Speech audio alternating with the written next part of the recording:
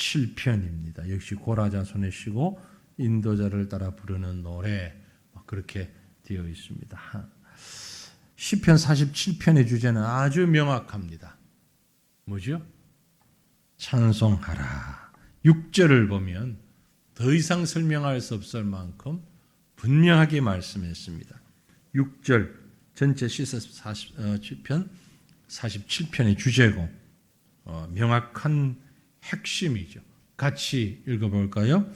찬송하라. 하나님을 찬송하라. 찬송하라. 우리 왕을 찬송하라. 짧은 구절 중에 찬송하라가 4번이나 있습니다. 찬송하라. 찬송하라. 찬송하라. 누구를? 하나님을 찬송하라. 여기서 찬송은 음악이 동반된 찬송을 말합니다. Sing praises to God. Sing praises. Sing praises. Sing praise. 하나님을 찬양하라. 찬송하라. 음악적으로 찬송. 찬양의 음악만은 아니지만 여기서는 이제 음악적인 찬송을 말하고 있는 것입니다. 사실은 성가대나 이런 찬양 예배 여기서 묵상하면 더 은혜가 깊은 그런 말씀인데 사실은 우리 다 찬양대잖아요. 찬양대가 따로 정해진 것 아닙니다. 다 찬양대예요. 찬송하는 사람들이에요. 예배의 핵심입니다.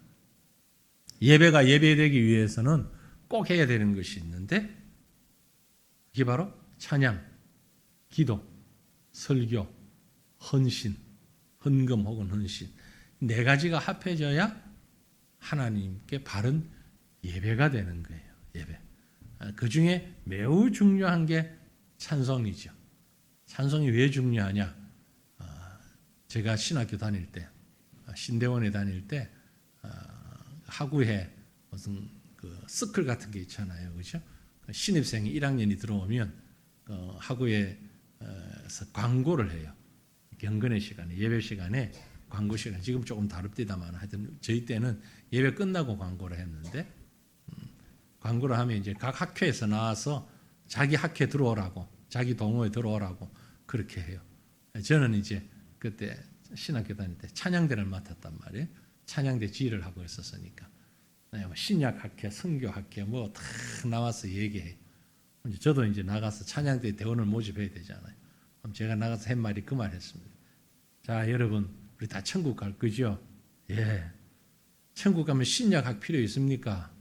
없어요. 천국 가서 전도할 필요 있습니까? 없어요.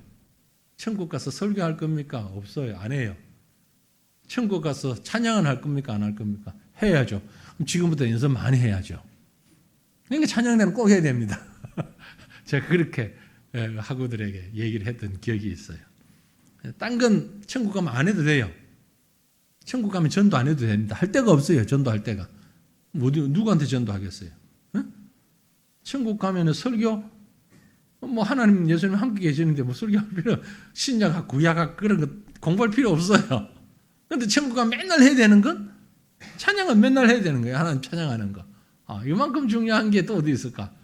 찬양은 그만큼 중요합니다. 잘하고 못하고를 떠나서 참 중요한 거죠. 몸으로도 찬양하고 입으로도 찬양하고 마음으로도 찬양하고 말로도 찬양하고 여러 모양으로 찬양할 수 있는데 특별히 본 시편 47편이 얘기하고 있는 것은 음악적 찬양, 하나님을 찬양하라, 찬송하라 라는 겁니다. 하나님을 찬송하라, 왕이신 하나님을 찬양하라. 그런데 여기서 딱 주목할 만한 말씀이 있습니다. 주목할 만한 말씀. 금방 우리가 읽었던 6절 말씀에서도 그대로 나오는데요. 찬송하라, 찬송하라, 찬송하라, 찬송하라. 누구를? 하나님을, 그리고 우리 왕을. 온 땅의 왕이면서 우리 왕이신 하나님을 찬송하라. 우리 왕을, 여기서는 객관적으로만 찬송하는 것이 아니라 주관적인 관계에 있어도 하나님과 나와의 관계에 있어서도 찬송하라. 함께 부르는 찬송뿐만이 아니라 같이 부르는, 그리고 나 개인이 하나님 앞에 드리는 찬송, 이 모든 걸 얘기하고 있는 겁니다. 왜 찬양해야 됩니까? 오늘 말씀해 보면 가장 중요한 핵심은 그거예요. 하나님은 우리의, 나의 왕이시기 때문에. 믿습니까? 하나님이 우리 왕이세요. 하나님이 나의 왕이세요. 그래서 찬양하는 겁니다. 오늘 말씀해 보면 그 왕은 어떤 왕이냐? 높은 왕이에요. 높은 왕. 높으신 왕. 왕도 웬만한 왕이에요. 높으신 왕을 찬양하라. 2절에 뭐라고 했습니까? 2절 말씀에 지존하신 여호와는 두려우시고 온 땅에 큰 왕이 되심이로다. 지존하신 여호와는 두려우시고 온 땅에 큰 왕이 되시로다. 온 땅의 큰 왕, 높은 왕. 우리가 하나님을 생각하면서 하나님을 잘 모르는 것 같아요. 너무 얕잡아 보는 것 같아요. 하나님 그저 그런 거 아닌가? 내가 필요할 때 부르면 달려와 주고, 또 내가 하나님 필요 없이 살 때도 그만 그대로 살고 그런 것 아닌가? 오늘도 제 오후에 직전까지 우리 새신자 성경 공부 오늘 나와야 되는 분인데 안 나왔어. 말씀 데이트에 안 나오고 새로 오신 부부만 오셔가지고 거의 1시간까지 얘기했는데 그분 특권 그 부부만 와가지고 그걸 제가 한 시간 넘게 1시간 10분을 얘기한 것 같아요. 그 부부하고 저하고만 얘기했는데 말씀의 요지는 마지막에 너무 힘들었는데 지난 9월 달에까지 도저히 안 돼가지고 포기하고 항복 딱 하니까 하나님이 하시더라. 1시간 동안 했던 얘기가 그 얘기예요. 그분의 간증입니다. 너무 힘들었는데 이제 안 되는구나. 그래서 항복하니까 하나님이 하시죠. 제가 항복 그러니까 하나님이 하십니다. 우리 하나님은 그런 하나님. 하나님을 우리가 너무 얕봐요. 하나님 이걸 하시겠나? 이것도 하나님이 하시려나? 아니에요. 하나님은 온 땅의 큰 왕이시다. 믿습니까? 하나님 우리 모두의 하나님이시고 큰 왕이십니다. 큰 왕이에요. 성경은 하나님에 대해서 여러 가지로 말씀하는데요. 성경을 통해서 우리는 하나님이 어떤 분인지를 정확히 알 수 있습니다. 성경을 통하지 않으면 하나님을 잘 몰라요. 하나님 믿는다 하면서도 우리는 하나님을 자기 주관적으로 하나님 마치 장이 맹인이 코끼리 만져보고 코끼리는 이렇다더라 저렇다더라 얘기하는 것처럼 어떤 사람은 코끼리는 기둥 같다더라 어떤 사람은 코끼리는 벽과 같다더라 만져본 것만 아는 것처럼 그게 아니고 우리는 하나님을 알 때 성경을 통해서 알아야 됩니다. 그런데 성경은 뭐라고 말씀하시는 거 하니까 온 땅을 다스리시는 오늘 7절에 보면 하나님은 온 땅의 왕이시라 그랬어요. 8절에는 하나님은 뭇 백성을 다스리신다. 요즘 전 정치에 관심 없습니다. 근데 그래도 봐야 되잖아요. 안 볼 수는 없죠. 뉴스는 그래도 챙겨보는데 참 드는 생각, 대통령 힘들겠다. 옛날에 이미 고인 되신 노무현 대통령입니까? 그분이 하신 말씀. 더러워서 못해 먹겠다. 아주 솔직한 표현을 그분이 그렇게 표현했어요. 대통령이 더러워서 못해 먹겠다. 딱 그 말이 지금 계속 생각이 나. 저 자리에 앉는 사람마다 앉기 전에는 그렇게 앉고 싶어 하다가 딱 앉으면 그 소리가 100번도 넘게 나오겠다. 어떻게 왜 하려고 그러지 저걸? 제가 맛을 몰라서 그런지는 몰라도 정말 힘들 것 같아요. 이 조그만 나라에 인구 1억도 안 되잖아요. 전 세계 흩어진 인구 다 해도 1억이 안 되는데 이 나라의 대통령 하려 해도 얼마나 힘든데 우리 하나님은 온 땅을 다스리는 왕. 이런 왕은 없지요 지금 이 세상에.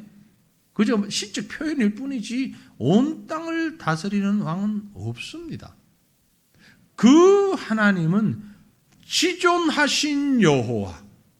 여러분 지존하신 여호와라 그랬어요. 지존하시다라는 말이 무슨 뜻인 것 같습니까? 지존하다. 어미하시고 높은 분. 너무너무 높고 너무 대단한 분은 무섭잖아요. 그 두려움은요, 단순한 귀신을 두려워하고 캄캄함을 두려워하는 이런 두려움하고는 다릅니다. 경외라는 말을 하는데 두려워하면서 존경한다. 지존하다라는 말은요. 하나님이 너무 높으시기 때문에 너무 능력 많으시기 때문에 두려운 거예요. 그런 두려움이 우리에게 있어야 돼요. 이런 두려움마저 없으면요. 하나님을 마치 종 부리듯 하려고 해요. 하나님이 우리하고 같은 레벨에 있는 줄 알아요. 하나님은 모든 피조물과는 다른 우월이 월등하신 분입니다. 그래서 여기 성경에서 얘기하는 무서운 하나님이라 그러죠. 무서운 하나님. 그 무서운 하나님이라는 말의 뜻은 공포감을 불러일으킨다라는 의미가 아니고, 그야말로 너무 하나님을 예배하는 자가 가져야 하는 그런 태도를 말해요. 요즘 너무 우리 뭐 또 새로운 세대가 보면 동의를 안 하시겠지만 너무 권위가 없어지고 그렇지요? 요즘 조금 나아지더라고요. 교실에서도 학생 인권을 많이 생각하다 보니 교사의 인권은 바닥을 쳐버리고 있어요. 감히 상상할 수 없는 요즘 나오는 뉴스에 보면은 학생이 수업 시간에 앞에 선생님 강의 수업하는데 옆에 가가지고 선생님 옆에 딱 누워가지고 전화기 이렇게 들고 여선생 앞에서 이러고 다른 학생이 그걸 촬영을 했어요. 그런데 이제 막 수사를 해보니까 걔가 누워서 선생님 촬영한 줄 알았더니 그게 아니고 앉아서 인스타인가? 그거 했대. 그게 무슨 교실이고 그게 무슨 학생이에요. 학생 인권을 생각하면 교사의 교권, 그러니까 이게 좀 이래서는 안 된다. 그래서 서로 좀 조화를 맞춰야 된다. 막 그런 얘기들이 사회적으로 많이 오고 가는 것 같은데 하나님을 우리는 자꾸 그렇게 나의 인격을 높이다 보니까 하나님의 격의를 낮추려고 하는 경향들이 성도 안에서, 교회 안에서도 너무 많이 있어요. 그래서 우리가 예배가 즐겁고 행복하고 편안하고 다 좋은데요. 그게 나쁘진 않아요. 그러나 잊지 마셔야 되는 것은 어미하신 하나님을 잊지 마셔야 돼요. 참 쉽지 않고 어려워요. 이게 생각보다 어려워요. 예배를 인도하는 제 입장에서는 예배를 어떻게 진행시켜야 되나 고민을 많이 합니다. 그래서 우리 교회도 비교적 이 전통적 예배에 거의 가까이 거의 전통적 예배라고 보여지는데 젊은이들 가운데는 오히려 그렇게 반문하는 사람이 있어요. 저에게. 아니 요즘도 그렇게 예배 드리는데 젊은 사람들이 옵니까? 아니, 요즘 때가 어느 때인데 그렇게 예배 드리는데도 젊은 사람들이 와요? 그래서 전 모르겠습니다. 아직은 제 마음에는 이건 양보하면 안 되는 거라는 생각이 들어요. 왜? 하나님을 너무 쉽게 생각할 수 있어요. 우리가 막 찬양하고 경배와 찬양, 잘못된 말 아니고 좋은 말인데요. 경배와 찬양이라는 것이 오히려 우리의 신앙을 왜곡시킨 부분이 없지 않아 많이 있어요. 긍정적인 것도 많이 있지만 하나님을 너무 쉽게 생각하는. 제가 학생을 예를 들었는데 학생의 인권을 짓밟는 건 분명히 잘못됐습니다. 학생에게 인격 이하의 대우를 하는 과거에 그건 분명히 잘못됐어요. 학생의 인권을 생각해야 합니다. 그러나 그렇다고 해서 교사의 인권을 땅에 떨어뜨려서는 안 된다 이 말이에요. 그죠? 조금 다른 얘기지만 우리가 하나님 앞에 평안하게 기쁨을 가지고 예배하는 건 너무너무 중요한데 그렇다고 하나님을 끌어내려서는 안 된다 이 말이에요. 하나님은 하나님의 위치에서 어미하신 하나님, 창조주 하나님입니다. 모든 세상을 다스리는 전능하신 하나님이십니다. 우리가 예배드려야 될 예배에 합당하신 하나님이 그 하나님을 찬양해야 되는 거예요. 하나님 찬양해야 되는 겁니다. 여러분, 여러분의 중심에서부터 하나님을 예배 받으시기에 합당할 만큼 존경하고 계십니까? 정말 예배드리는 분으로 경배하고 계십니까?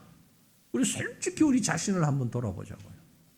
하나님을 경배하고 있는지 아니면 하나님을 이용하고 있는지. 하나님을 의지만 하고 있는지. 하나님 의지하는 건 매우 중요한 신앙입니다. 그 이전에 해야 되는 것은 하나님을 경배하는 일을 해야 되는데 경배를 잘 안 하려고 그래요. 의지만 하려고 그러고 내게 필요한 걸 채워달라고만 해요. 채워달라고. 하나님 내가 불안하니까 불안하지 않게 평안 주세요. 하나님 내가 이게 너무 풀리지 않아요. 이 일이 안 풀려요. 이 일 좀 풀리게 해주세요. 하나님 이런 매듭이 있어요. 이게 매듭 해결 좀 해주세요. 자꾸 하나님을 슈퍼맨이나 해결자로만 생각을 해요. 여러분 하나님은 슈퍼맨 아닙니다. 하나님이 히어로가 아니에요. 하나님은 경배받으시는 분이에요. 우리가 찬양해야 할 분이에요. 사실 하나님을 잘 모르는 분들이 너무 많이 계셔요. 멀리서 볼 때는 더 모릅니다. 다른 종교에 있는 분들은 뭐 다른 신이나 하나님이나 뭐 비슷한 거 아니냐 그렇게 막연히 생각하는데 전혀 그렇지 않습니다. 하나님을 피부로 체험한 사람이 있어요. 피부로, 삶으로. 내가 체험해본 게, 우리 체험 안 해보고는 잘 모르잖아요. 그죠? 이제 겉으로 멀리서만 봐서는 잘 멀리. 저도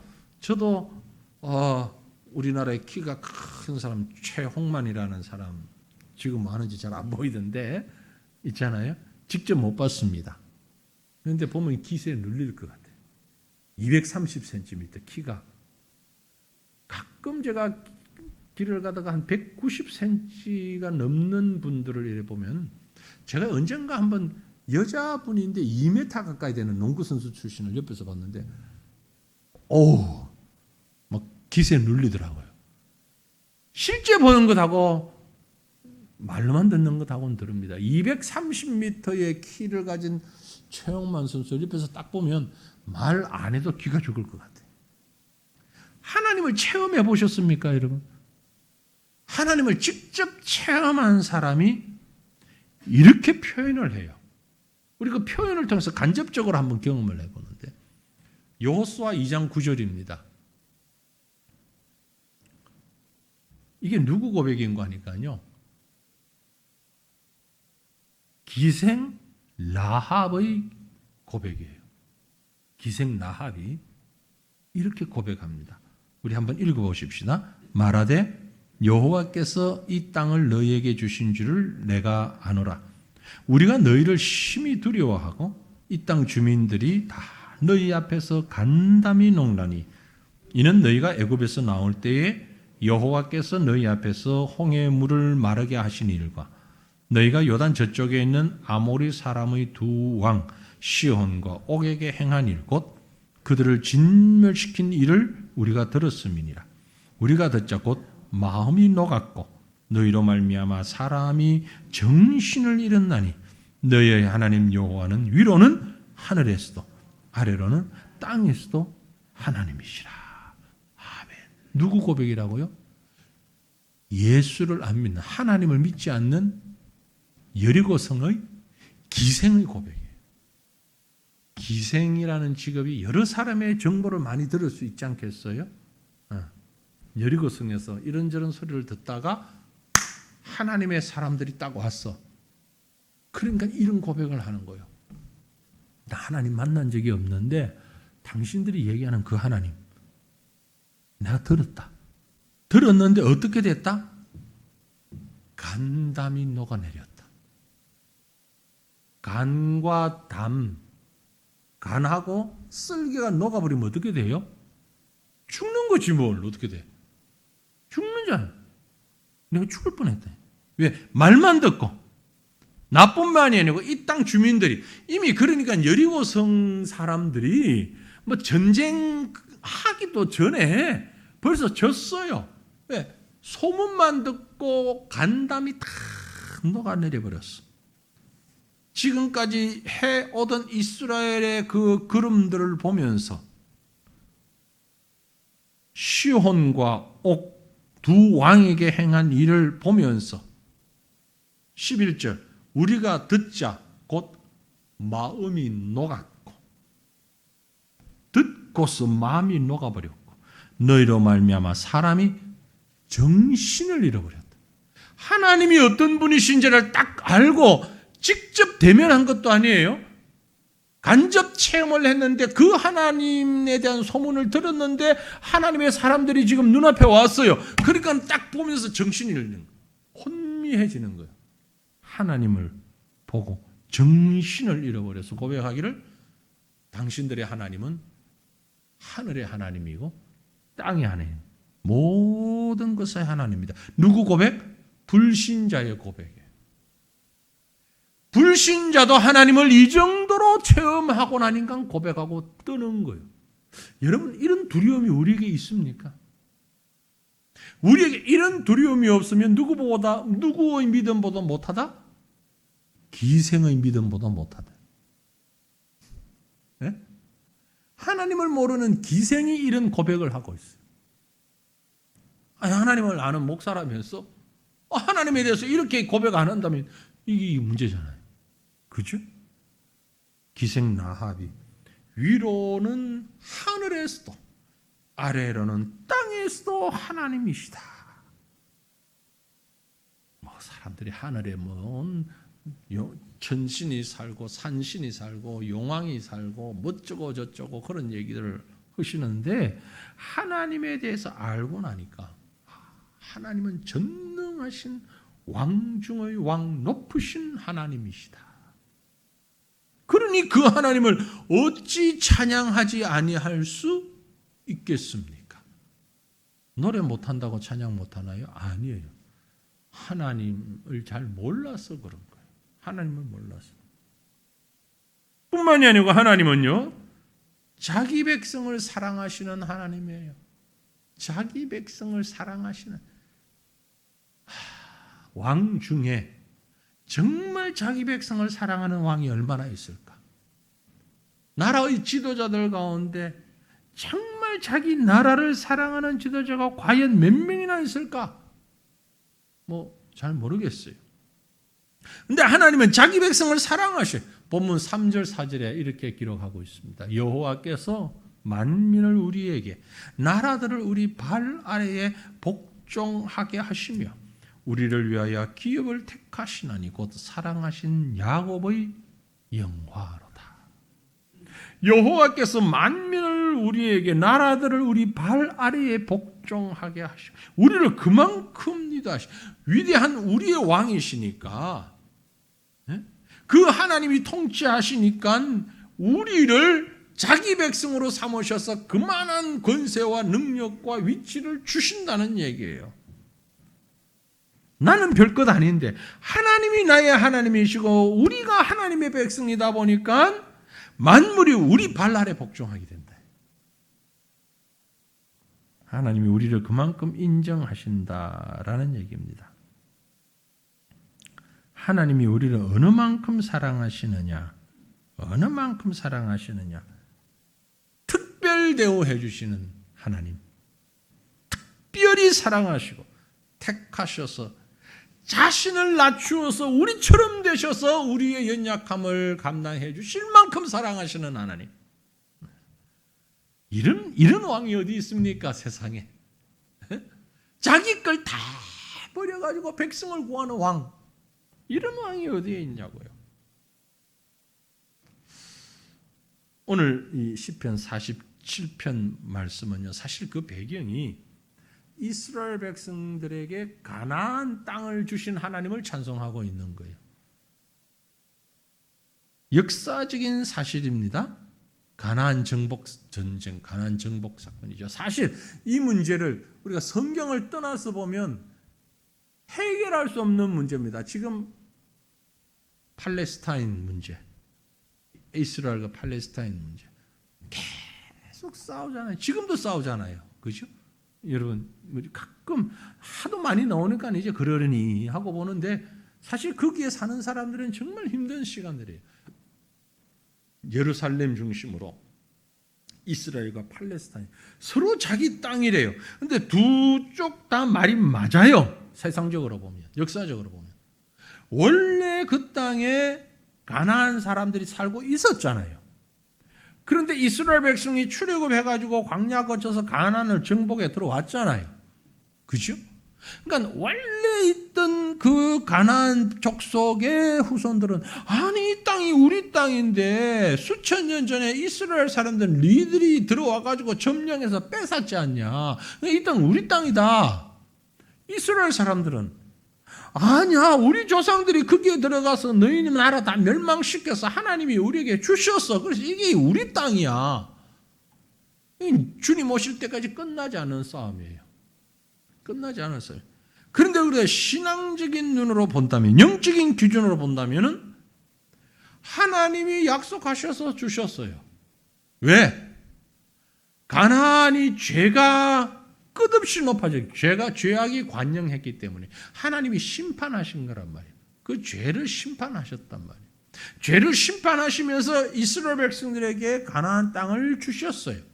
왜? 이유는 사랑하는 하나님의 자녀들이니까. 그 땅을 하나님께서 이스라엘 백성에게 주셨어요. 가나안 사람들은 무슨 권리로 우리가 사는 땅을 당신들에게 줘야 되냐? 우리가 할 수 있는 말은 하나님이 주셨으니까. 하나님이 주셨으니까. 하나님이 그만큼 이스라엘 백성들을 사랑하신다 이 말이에요. 이 땅은 단순히 세상에 존재하는 물리적인 위치, 땅을 두고 하는 얘기가 아닙니다. 하나님이 우리를 왜 선택하셨고 우리를 왜 하나님의 자녀로 삼아주셨느냐? 이유가 없어요. 그저 사랑하셨어요. 사랑하셨어요. 어떤 면에서 보면 하나님은 모든 세상의 왕이십니다. 모든 인류의 왕이십니다. 그런데 그 중에 택한 백성들, 저와 여러분을 택하셔서 자녀로 삼아 주셨습니다. 나의 사랑하는 자녀, 내 사랑하는 야곱, 그렇게 표현하셨습니다. 이유는 하나님이 자기 백성을 사랑하셨기 때문에. 그러니 그 하나님을 어찌 찬양하지 않을 수가 있습니까? 찬양해야죠. 찬양해야죠. 어느 지역에 가면은요, 온 나라 사람들이 다 싫어하고 미워하는데도 그 동네 사람들만 그 사람을 좋아하는 사람들이 있어요. 정치적인 얘기를 안 하려고 하는데 혹시 여러분 오해하지 마십시오. 제가 다른 정치 성향을 가지고 하는 말씀드린 게 아니니까. 경남에 가면 합천이라는 곳이 있어요. 그 합천에 있는 대부분의 사람들은요, 전두환 씨를 욕하지 않습니다.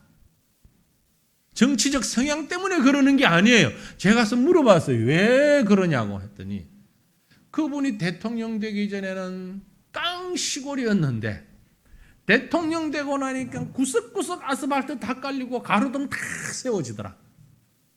그래서 적어도 이 동네 사람은 그 사람 욕할 수 없다 그러더라고. 일리가 있네. 뭐 정치적이고 독재고 사람을 죽였고 살렸고 이런 다른 얘기들은 다 놔두고 딱 그거 한 가지만 생각했을 때 다른 사람들은 좋은 사람, 나쁜 사람, 이놈 저놈 욕을 하는데 우리 동네 사람은 그 사람 욕 안 합니다. 왜? 그 사람 때문에 여기 아스팔트 다 깔리고 가로등 생겼어요. 욕을 할 수가 없다는 거지. 예. 뭐 맞을 수도 있고 틀릴 수도 있는데 여러분, 우리가 왜 하나님을 찬양해야 합니까? 하나님이 우리를 사랑해 주셨기 때문에. 그 말이에요. 그 말을 하고 싶은 거예요. 하나님이 우리를 사랑해 주셨기 때문에. 아니 다른 사람들은 어쩌고 그건 놔두고 나를 사랑해 주셨어요. 사랑. 부모가 왜 귀합니까? 부모가 나에게 뭘 대단한 걸 해줘서가 아니에요. 나를 낳아주셨으니까. 나를 키워주셨으니까. 다른 사람들이 우리 부모를 보고 손가락질을 하든 어쨌든 무지하든 이름 석자를 모르든 어쨌든 내 부모니까 존경하는 거예요. 하나님이니까 찬양하는 거예요. 이게 진정한 성도의 찬양이다라는 거예요. 게다가 우리 하나님은요, 없어지신 왕이 아닙니다. 본래의 자리로 돌아가신 왕이세요. 본래 자리가 어디입니까? 하늘 보좌예요. 5절 말씀이 하나님께서 즐거운 함성 중에 올라가시며 여호와께서 나팔 소리 중에 올라가시도다. 본래 높으신 왕이신 하나님께서는 더 올라가실 곳이 없어요. 가장 높은 곳에 계시니까.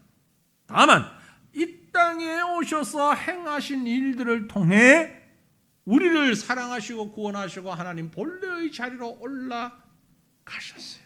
그래서 그 하나님을 찬양하는 겁니다.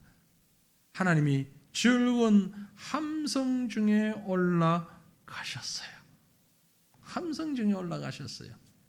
우리 안에 들어온 죄는 왕이신 하나님의 보좌에 우리가 근접하지 못하도록 만들었습니다.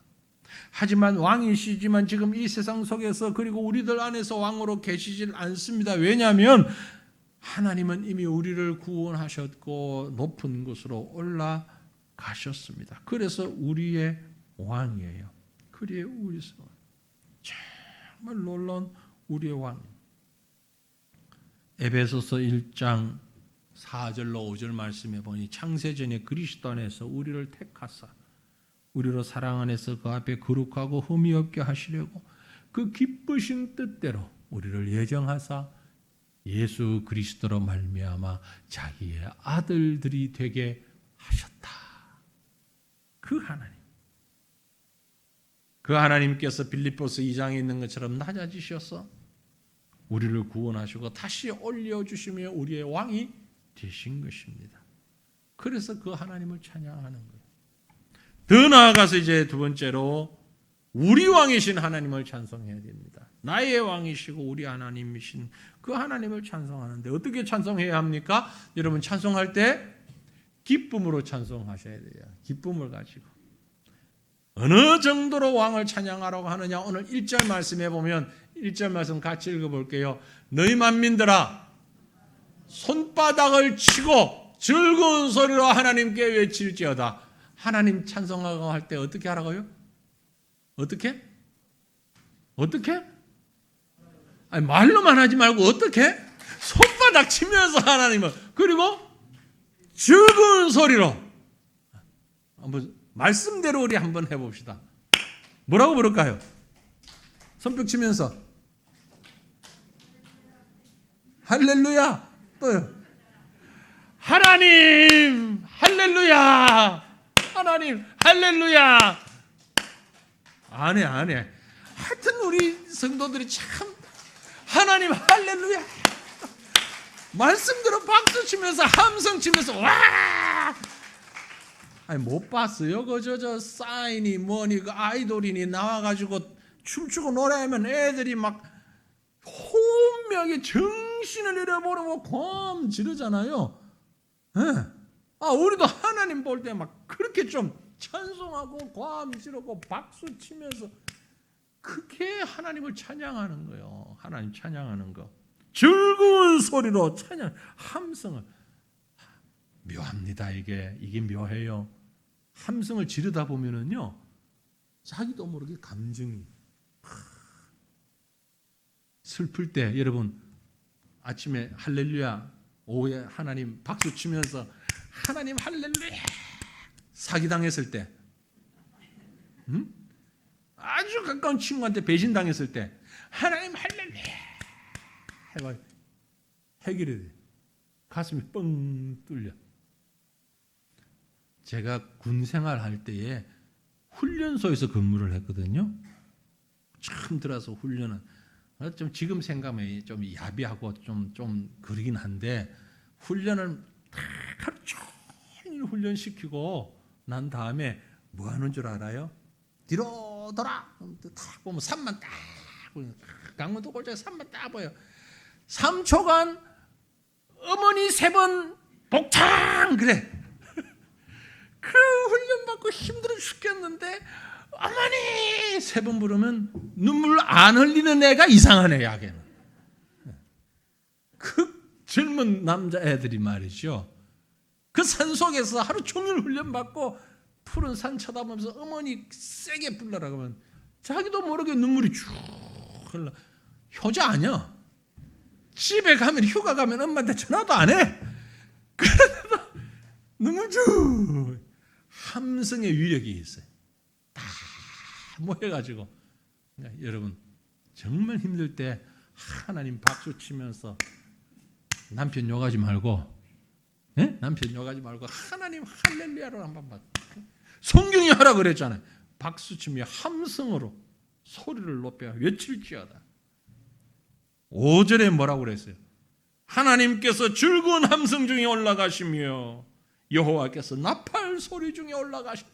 승천하시던 주님의 모습을 보면서 한마디로 축제입니다. 빵빠레 부르는 승리의 축제, 트럼펫을 불면서 트럼펫, 그 영어로 번역한 데 보면 트럼펫이라고 했어요. 여호와께서 나팔 소리 중에 나팔이 트럼펫이야.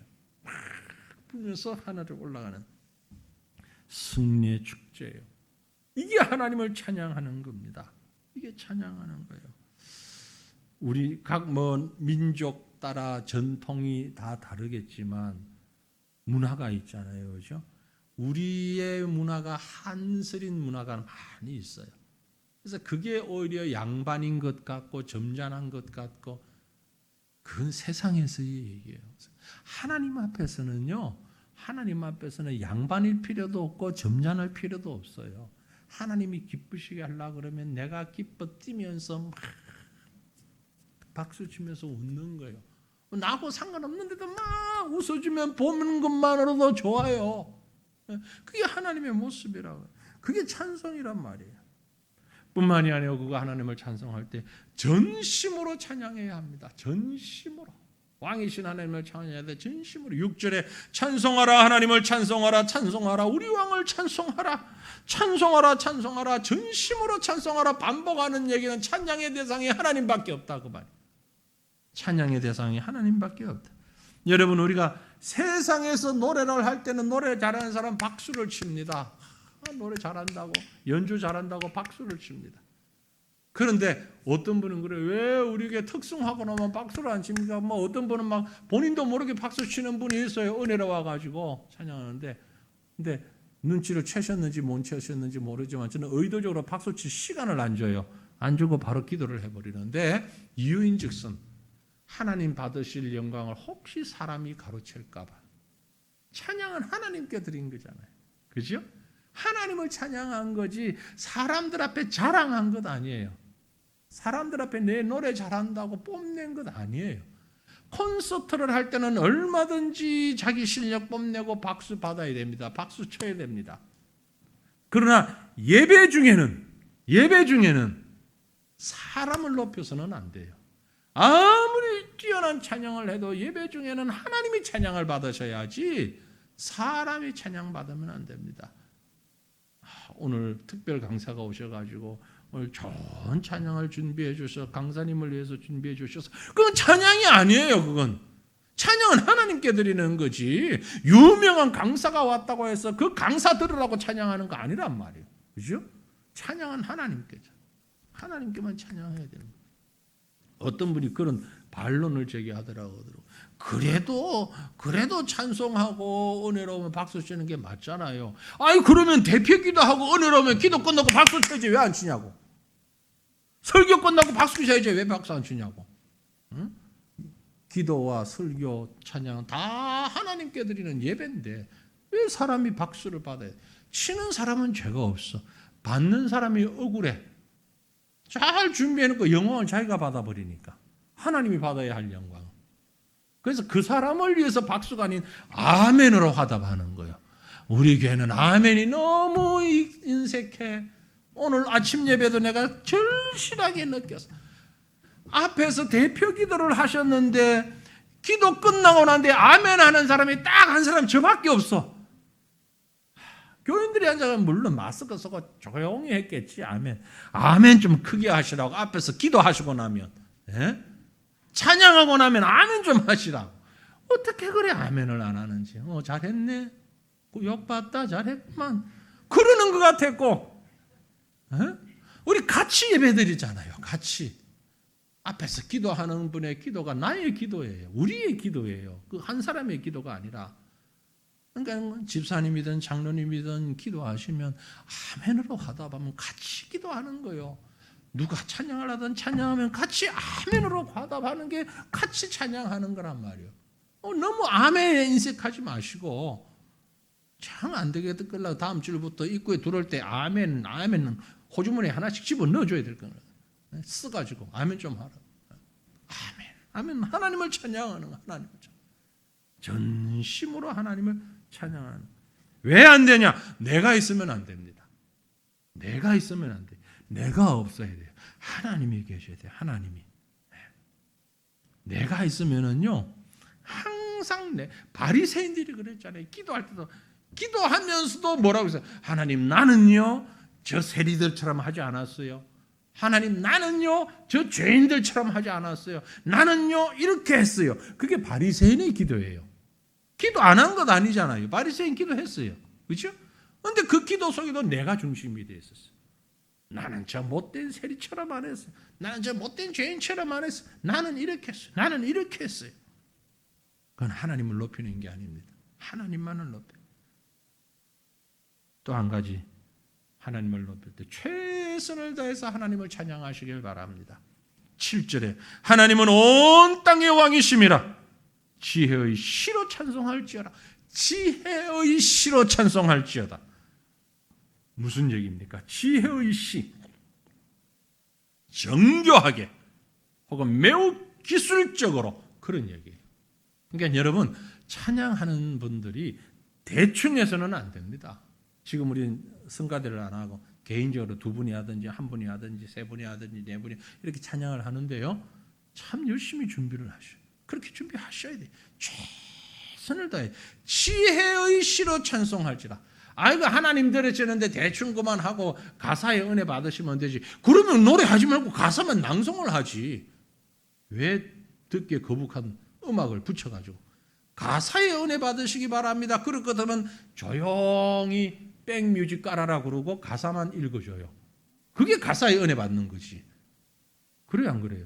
그러니까 찬양을 하려고 그러면 가사의 은혜 받으시, 이런 피해가는 말 하지 마시고 할 수 있는 대로 최선을 다해서 준비하셔야 돼요. 박자에 맞게, 음정에 맞게, 음악성에 맞게 더 잘할 수 있는데, 물론 한계가 있죠. 우리가 프로가 아닌데 어떻게 할 수 없는데, 할 수 있는 데까지를 얘기하는 거예요. 그 경계를 넘어서는 걸 얘기하는 게 아니고, 유치원생이면 유치원생이 할 수 있는 최선을 다해서, 중학생이면 중학생이 할 수 있는 최선을 다해서, 그 이상은 못하는 건 하나님이 아셔. 다 알고 내가 할 수 있는 최선을 다해서, 그 말이 7절에 있는 지혜의 시로 찬송할지어다 라는 말의 뜻이에요. 말 뜻이 그 말이에요. 최고의 음악가들이 모였다고 최고의 음악을 만들어낼 수 있는 게 아닙니다. 최고의 믿음의 사람들이 모였을 때 가장 아름다운 찬양을 드릴 수 있는 겁니다. 그래서 여러분, 특송을 주로 많이 하시는 분들, 앞에 찬양을 인도하시는 분들 꼭 기억하십시오. 최고로 잘하실 필요는 없습니다. 그렇게 못합니다. 그러나 최선을 다해서 하십시오. 하나님은 최선을 원하시지 최고를 원하지는 않으셔요. 우리가 뭐 최고 잘할 수는 없어요. 그러려면 도밍고 같은 사람들 모시고 와서 맨날 특송 시켜야지. 그럴 수는 없어요. 최선을 다하면 되는 겁니다. 하나님은 그 최선을 받으신다는 거죠. 마지막으로 하나님의 백성들이 모두 함께 찬양해야 합니다. 한두 사람만 하는 게 아니에요. 8절, 9절 같이 읽어봅니다. 하나님이 뭇 백성을 다스리시며 하나님이 그의 거룩한 보좌에 앉으셨도다. 뭇 나라의 고관들이 모이며 아브라함의 하나님의 백성이 되도다. 세상의 모든 방패는 하나님의 것이며 그는 높임을 받으시리로다. 아멘. 뭇 백성이라는 말이 모든 백성 함께, 그런 말이에요. 앞에서도 말씀드린 대로 한 사람만 찬양하는 게 아닙니다. 한 사람만 찬양하는 게 아니에요.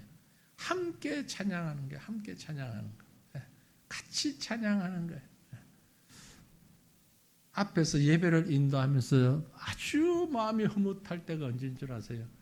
회중들의 찬양 소리가 제 찬양보다 더 클 때, 어쩔 수 없이 저는 목소리도 크고 마이크도 쓰고 이러니까 그냥 목소리 큰 게 참 안 좋은 줄로만 알았는데, 요즘은 그렇게 생각하지 않아요.